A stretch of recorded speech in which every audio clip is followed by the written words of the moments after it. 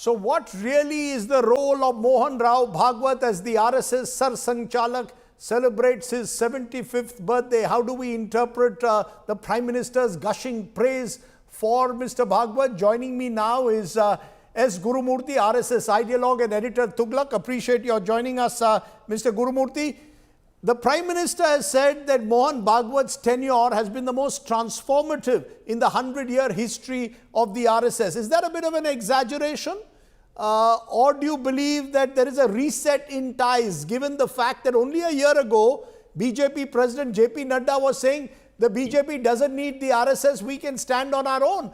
What explains this sudden effusive praise, both Independence Day address and now on the birthday for Mohan Bhagwat? You see, if this Independence Day address or this praise had come in any context other than the 100 years of work of RSS, maybe there could be interpretations, which may help contextual newsmaking by the media. See, the RSS has completed 100 years, and it's a very unique organization. People may or may not agree with its goals or way of functioning. That it has transformed the ecosystem of the country is something undeniable, which has brought about tremendous amount of changes in politics. So there is a context to acknowledge the RSS. That is how the Prime Minister's praise of RSS in his Independence Day speech. Sir, but if I may stop you for a moment, the context that you are talking about, you've had leaders like Guruji Golwalkar, who were Sarsanghchalak for more than 3 decades. Are you telling me that Mohan Bhagwat, who's been there for more than a decade today, is a more influential figure than even Guruji Golwalkar? Or is it simply the fact that now BJP is in power, hindutva has been more legitimized than it was when Guruji was the Sarsanghchalak? That's the real change. See, you are not allowing me to complete. Please go ahead. But for this 100 years as the vantage point from which the RSS will look at itself and its past and future, of which Narendra Modi, who is a product, must also be doing. This praise of RSS in the Independence Day speech, as well as his reference to Mohan context, will be out of place. So there is a context in which he says that, one. Number two, the RSS was built by its founder as well as Golwalkar and then Balasaheb Devres, who had held very long tenures as the Sarsanghchalak of RSS, against great adversity. They functioned under adversity, which forced unity, which forced a sense of purpose, working together in all the Parivar organizations. But the RSS began witnessing a new situation where it was not facing state adversity. In the situation, ecosystem had changed in favor of the RSS. There is a benevolent government and not an adversarial government, in which the way the RSS functioned is very, very important. This is where we have to compare the Sarva Seva Sangh Congress relationship and the RSS BJP relationship. Sarva Seva Sangh was also conceived as a moral monitor of the Congress party. But Sarva Seva Sangh became dependent on the Congress government's largesse. With the result, it got sidetracked. It could not achieve its goal of morally monitoring the Congress. But the RSS, in spite of the fact that in a favorable situation, a benevolent government which looks at RSS favorably and not adversely is in power, the RSS kept cool. The Sarsanghchalak's greatest contribution is when the tallest leader of the world, who is the Swayamsevak, who has delivered all that the RSS has been aspiring for the last 60, 70 years, and has become some kind of a phenomenon in the mind of the RSS Swayamsevaks, on the one hand, and the RSS as an organization which has to lost far, far beyond any government, on the other. Mohan Rao Bhagwat has been able to maintain the identity of the RSS in the face of this huge phenomenon of Modi as the towering leader, and also maintained the dignity of the functioning of the stature of the Sarsanghchalak. This is what Narendra Modi acknowledged.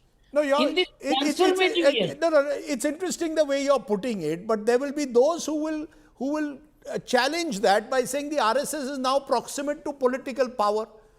And as a result of being so proximate to political power, it has benefited hugely. It has been able to ensure that its people enter universities, various institutions, newsrooms, and therefore the RSS has never had it so good.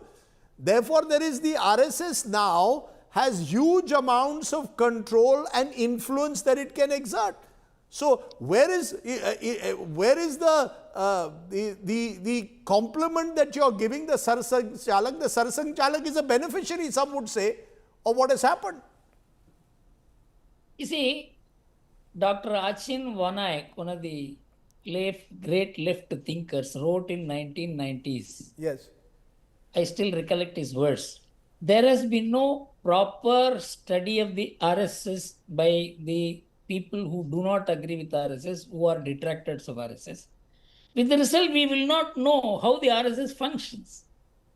The RSS will function even if there is no BJP government.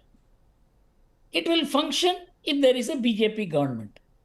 But the RSS has a working relationship with government is very different from RSS being dependent on the government. What I am saying is the RSS work will never be dependent on the government.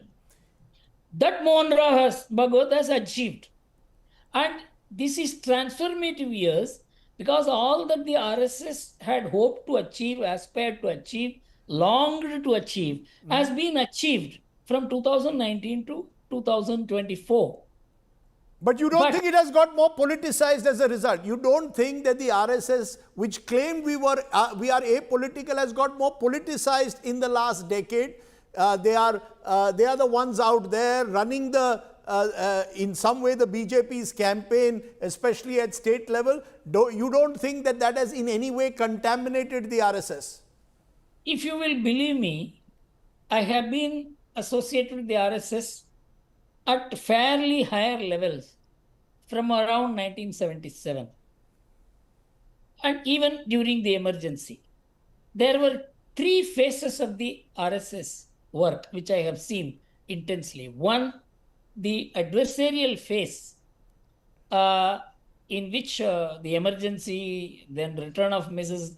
Indira Gandhi, right, and then the Ram Janmabhoomi movement, when the whole world converged against the RSS.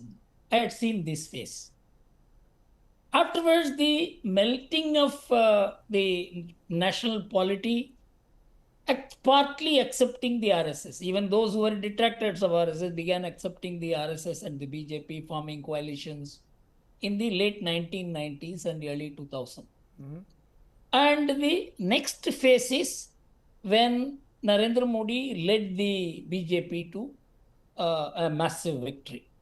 So these are the three phases in which I have seen in every phase that RSS is politicized was a very regular charge. During the JP movement, the same charge was there. Mrs. Gandhi used to make the same charge. During the Ram Janmabhoomi movement, the same charge. The RSS has got politicized. And now also the same charge, the RSS has got politicized. See, the RSS has a political view. Just as Swami Vivekananda had a view about politics. Though, in fact, there are different assessments about Swami Vivekananda. When you are a nationalist, you have a nationalist attitude to politics also. But the question is, what you mentioned, Mohan Rao Bhagwat is a beneficiary of the power, is what you have missed understanding the RSS. Nobody can buy the RSS. Okay. Okay, no one can buy, but let me ask you this, sir.